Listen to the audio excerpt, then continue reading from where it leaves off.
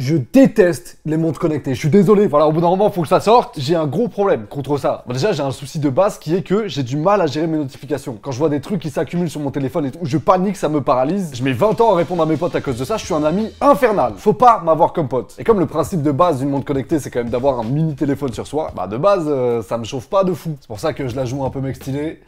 Casio à 50 balles. Je suis désolé de flex comme ça un peu, je sais que ça en met certains mal à l'aise. Je préfère être transparent avec vous, on est dans une relation de confiance. Autre chose avec laquelle j'ai du mal, esthétiquement, une montre connectée, je trouve ça compliqué, hein. Pour moi, ça fait un flow de prof de sport directement. J'ai du mal. Je trouve ça pas beau, quoi. Il y a des marques qui s'en sortent mieux que d'autres, mais bon. Compliqué, hein. Le dernier point qui me rend fou, recharger une montre. Ah, je vais casser un truc, là.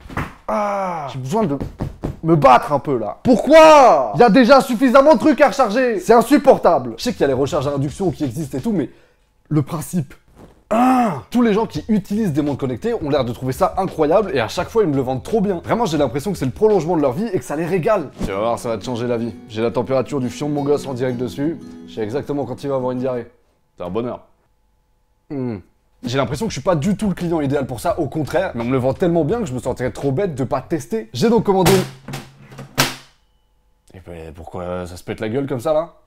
Reviens là frérot. J'ai donc commandé le produit le plus récent qui soit sorti pour avoir accès au maximum de fonctionnalités possibles. Et ce produit c'est l'Apple Watch Série 8 Ultra. C'est peut-être pas la meilleure, toute catégorie confondue, on s'en fout. Vraiment mon but c'est d'utiliser pendant une semaine le truc un peu haut de gamme, auquel la plupart des gens ont accès malgré le prix désastreux. Si vous voulez voir un résumé de la commande Amazon que j'ai passée...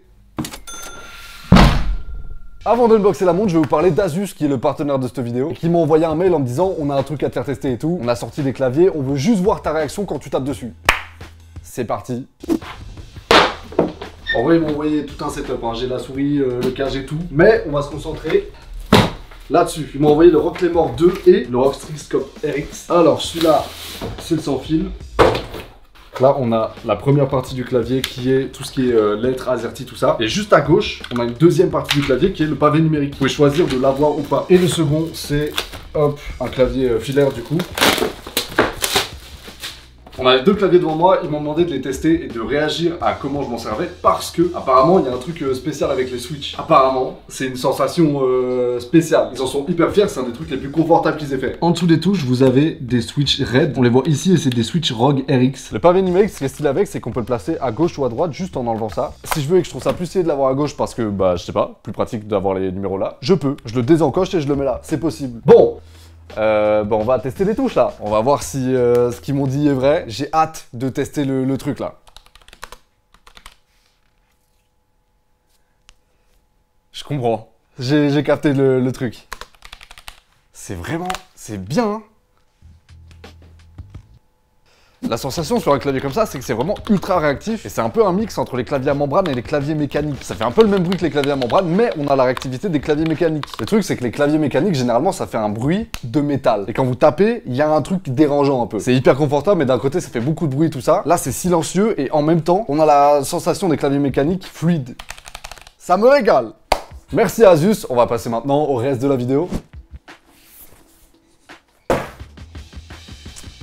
Il y a 1000 balles là-dedans. Hein. En vrai de vrai, je fais le gars, mais je suis quand même hyper excité de voir ce qu'il y a dedans parce que j'ai jamais eu d'Apple Watch. J'ai jamais eu ça. J'ai déjà testé sérieusement une montre connectée, mais je sais pas, j'étais pas prêt. Je voulais juste voir un peu comment ça marchait, me renseigner, mais j'avais pas envie de l'utiliser. Là, je vais m'en servir une semaine à peu près.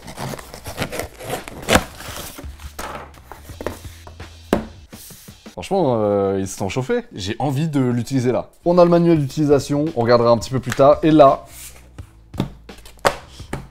Là, on a ce qui nous intéresse, là. L'Apple Watch et ici, le bracelet. J'ai peur d'être déçu de la texture du bracelet. Ça m'inspire pas en vrai. Je le trouve stylé, mais ça m'inspire pas. Je le mets là. Et là, on va passer aux choses sérieuses. J'ai pris l'Apple Watch Série 8 Ultra pour deux raisons. Déjà, apparemment, la Série 8 classique, elle vaut pas spécialement le coup parce que quand on prend toutes les options, elle est à 50 € de moins que celle-là. Et surtout, en termes de design, celle-là, elle a du flow. Pas l'autre. En tout cas, elle en a plus, quoi. Attendez, mais par contre, je savais qu'elle était grosse. Mais là, c'est un tank. Salut les frères, c'est Benten. Non, en vrai, j'ai envie de l'utiliser, j'ai hâte. Je vais l'allumer, je la configure et je vous tiens au courant tout au long de la semaine de ce que je fais avec, comment je l'utilise, ce que j'en pense. On est actuellement à peu près une semaine plus tard et je vais vous dire tout ce que j'ai pensé de mon expérience avec l'Apple Watch. Ce que je voulais faire pour savoir si ça allait vraiment me correspondre ou pas, c'était m'en servir dans la vie de tous les jours. Pas essayer d'avoir la vie que la montre voudrait que j'ai. Je vais pas commencer à faire de l'alpinisme juste parce qu'il y a une activité alpiniste dessus. C'est mort. Je fais pas ça, moi. Hein. Dans ma tête, c'était pas un test intelligent à faire parce que soit ça me sert dans ma vie de tous les jours, soit bah je suis pas le bon client, tout simplement. Je vais pas commencer à faire la rockstar juste parce qu'Apple a dit ouais, la montre elle est étanche, je fais de la plongée. Oh, ça va. Bon bah voilà. J'ai la montre. J'avoue que je sais pas trop quoi en faire. Donc là, j'attends mes premiers messages, mes premières notifs, et je suis curieux de voir comment ça va se passer. Par contre, et c'est ma faute, hein, j'ai pris le modèle le plus gros. Il est gros. Pour de vrai, il est gros. Hein. J'ai les poignets assez fins, j'ai l'impression d'avoir une tablette sur le bras. Une question d'habitude, j'imagine. Pour l'instant, en vrai, j'ai pas l'impression que ça va me servir plus que ça. Je doute. Encore. Le fait que ce soit gros, c'est un avantage comme un désavantage parce que l'écran, du coup, honnêtement, il est très confortable. Vous pouvez très largement lire vos messages dessus, accéder à plein d'applis, et vous pouvez même taper des trucs pour faire des réponses. C'est pas le clavier le plus pratique que je connaisse honnêtement, mais c'est des trucs qui sont possibles, et ça serait pas le cas si j'avais pas un iPad sur le poignet. Donc je sais pas trop comment me positionner par rapport à ça. Pour moi, c'est trop gros, mais d'un autre côté, c'est obligé. Du coup, bah, juste la conclusion, c'est que si vous êtes un bûcheron, ça passe. Aujourd'hui, je bouge, je dois prendre le train, je pars pour toute la journée, je reviens demain. On va voir comment je peux me servir de l'Apple Watch pendant tout ce trajet-là. Là, j'ai 36% de batterie. Je sais pas si ça va tenir toute la journée, en vrai, je pense pas. En me couchant hier soir, elle était à 50%, ce matin, elle est à 36. Y a moyen que ça passe pas, hein. On va voir, franchement, on va voir. Bon, là, j'ai tenté un truc. Il y avait pas l'appli SNCF sur l'Apple Watch. Du coup, ce que j'ai fait, c'est que j'ai screené mon billet de train. Avec le cloud, ça a balancé mon screen sur la montre. Du coup, j'avais accès à mon QR code et je l'ai présenté au guichet. Bon, ça a pas marché, dommage. J'ai sorti mon téléphone comme un bolos. Bah voilà, c'est des trucs qui arrivent. J'ai fait toute la journée avec l'Apple Watch. À 15h, j'avais 21% de batterie. Et ce dont j'avais peur est arrivé. J'ai stressé toute la journée à cause de la batterie. J'étais en mode, est-ce que ça va claquer ou pas? Est-ce que je vais avoir assez de batterie pour que ça tienne toute la journée, tout ça? C'est un raisonnement pour moi qu'on ne devrait pas avoir avec une montre. Tu le mets autour du poignet et c'est tout. Il y a des montres qui tiennent beaucoup mieux que celle-là en vrai parce que l'écran est spécial, qui a beaucoup de luminosité, tout ça. Mais c'est d'un chiant de devoir se dire, j'espère que j'ai chargé mon téléphone, mes écouteurs, ma montre, mon PC aussi. Je vais voir si j'ai rechargé ma daronne aussi parce qu'on sait jamais, hein. J'ai été invité à un match de Ligue des Champions, c'était ultra cool. Il n'y avait pas de public, mais c'était cool quand même. J'ai kiffé ma life et le fait de pas avoir à sortir mon téléphone de tout le match quand j'avais une notification, j'ai trouvé ça cool. Je pouvais regarder très vite fait mes notifs avec la montre et pas plus. Franchement, c'était agréable. Fin de la journée, il est 23h30. Il me reste 7% de batterie. Ça a tenu. J'en suis pas servi énormément, j'ai pas fait grand chose de fou dessus, juste j'ai lu des notifications. Quand j'avais des messages, je les regardais vite fait. J'ai répondu à 2-3 trucs rapidement. Quand j'ai marché, il l'a détecté et il m'a lancé un exercice. C'est tout. C'est une utilisation hyper normale de la montre. Et en une journée, elle est pas morte. Le lendemain, j'avais mis ma montre à charger toute la nuit et quand je me suis levé, je suis parti me préparer, faire mes trucs, prendre mon petit déj. Et jusqu'à 11h, j'avais oublié que j'étais censé avoir une Apple Watch. J'avais pas pensé à la récupérer pour la mettre sur moi. Alors que généralement, même ma montre normale, j'y pense. Ce que j'en ai conclu, c'est que pour le moment, j'avais pas trouvé ça indispensable du tout. Je me suis très certainement dit un peu inconsciemment, elle est très bien là, à côté de mon lit à charger toute seule. Et en fait, il y a un truc que j'avais remarqué aussi, c'est que quand je marchais dans la rue et tout, j'avais tendance à mettre mon pull ou mon manteau par-dessus la montre. J'avais honte.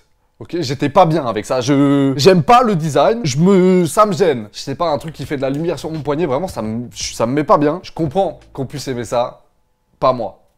Par contre, il y a des fonctionnalités forcément dont je me sers pas mal. Oh Siri, mets-moi du Joule sur les assiettes un peu, hein. Ça me bien cela, mais du Joule. La gestion de la musique ou des médias en tout genre avec une montre connectée, c'est vraiment cool. Dans les transports, il n'y a pas besoin de sortir son téléphone pour choisir une musique, c'est très vite accessible ici. Et c'est pas limité à juste faire suivant. On peut vraiment regarder dans toute la liste et tout, changer de playlist. C'est beaucoup plus complet que juste un double tap sur les écouteurs. Et ça, en vrai de vrai, je peux rien dire, c'est trop bien. Mais il y a un vrai côté négatif à gérer pas mal de trucs sur la montre, c'est que quand j'étais dans le train, par exemple, la position naturelle d'un humain, c'est à peu près ça, quoi. Les poignets dans ce sens-là. C'est-à-dire que la montre pointe vers l'extérieur. Donc quand on m'envoie un message, bah tout le monde le lit. Bah tiens. Marrant ça. J'ai comme l'impression que le minot il a des trucs à cacher un peu, hein. Bah dis-le à tonton, tu reçois les nudes un peu. Ah ouais, on voit rien, c'est nickel. Mais je voulais vous montrer un truc dont je me suis servi hier soir et je pensais pas du tout m'en servir en vrai. Dis Siri, allume la lampe torche. J'ai allumé la lampe torche. Eh, c'est pas mal, hein. En vrai, je me moquais de ce truc-là, là. Mais c'est vraiment pas dégueu. On voit très très bien. Je m'attendais pas du tout à ce que ce soit fonctionnel, mais en gros, en plein milieu de la nuit, j'avais mon téléphone un peu loin et tout, et je me suis dit, vas-y, j'ai la montre, on va tenter. J'ai mis la lampe torche.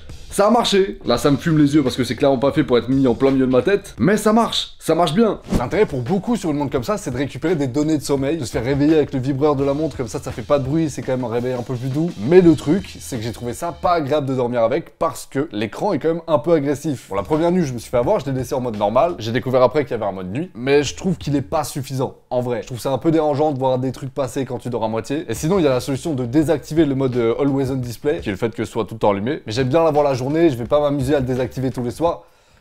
Pas pour moi. Ça. Bon, il est temps de vous annoncer que j'ai été quand même pas mal médisant sur un truc au final. Les notifs sur la montre, ça fait l'inverse de ce que j'avais prévu. Quand je reçois des notifs sur mon téléphone, ce qui se passe, c'est que je les considère pas forcément toutes importantes. Du coup, quand mon téléphone vibre, des fois, je le laisse dans ma poche et je cumule les notifications. Alors qu'avec la montre, je les vois direct. Je les lis direct, elles s'affichent en clair et elles s'empilent pas dans mon téléphone. Donc c'est pas mal du tout au final. Je loupe un peu moins de trucs, donc je peux être plus réactif et j'ai pas l'impression que ça me coupe tant que ça. Jette un coup d'œil vite fait, je réponds ou pas et je suis pas obligé de sortir mon téléphone. Ça, c'est un bon point. J'ai aussi configuré du coup mon écran avec plein de trucs. Il y a pas grand chose que je trouve pas gadget. En vrai, je me sers de l'heure, de la température vite fait et du niveau de batterie qui reste sur la montre. Tout le reste, j'ai essayé d'aller au moins pire et au plus efficace. Donc j'ai mis l'altitude, j'ai mis le dictaphone, tout ça. Je me sers de rien en vrai. L'interface est cool, j'ai trouvé ça agréable de se balader dans l'Apple Watch. Il y a plein de trucs qui sont hyper intuitifs. Retrouver mes applis, m'en servir et tout. Trop bien. Mais la vérité, c'est que dans toutes ces applis, il y a plein de trucs dont je me servirai jamais. La fonction de définir un point de repère, par exemple, qui est technologiquement stylée, ça permet de vous retrouver dans un endroit un peu paumé. Bah, je pourrais m'en servir potentiellement une fois par an, voire moins. Et du coup, pour moi, c'est pas un argument. Je vais pas l'acheter pour ça. C'est stylé, c'est pas pour moi.